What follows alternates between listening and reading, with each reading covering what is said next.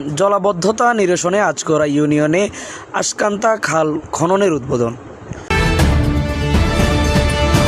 Laksam TV, বৃহত্তর লাকসামের প্রতিচ্ছবি।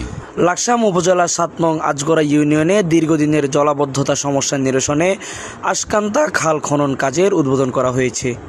বিএনপির অঙ্গীকারের অংশ হিসেবে এই খাল খনন কার্যক্রমের উদ্বোধন অনুষ্ঠিত হয়। উদ্বোধন অনুষ্ঠানে প্রধান অতিথি হিসেবে উপস্থিত ছিলেন লাকসাম উপজেলার নির্বাহী কর্মকর্তা নার্গিস সুলতানা।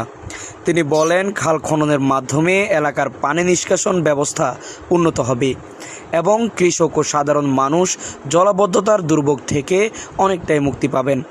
এ সময় উপস্থিত ছিলেন ৭ নং আজগড়া ইউনিয়ন বিএনপির সভাপতি আব্দুস সালাম, বিএনপির সাধারণ সম্পাদক বাবুল মিয়া, যুবদলের সদস্য সচিব ওমর শরীফ তালুকদার, স্বেচ্ছাসেবক দলের আহ্বায়ক সৈয়দ আহমেদ সুজন, স্বেচ্ছাসেবক দলের সদস্য সচিব কাজী আমির এবং মহিলা দলের সভানেত্রী জেসমিন আক্তার সহ বিএনপি ও অঙ্গ সংগঠনের বিভিন্ন নেতাকর্মীরা।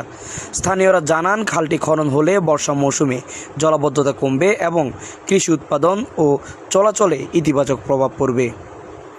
জাহিদ শান্ত, লাকসাম টিভি।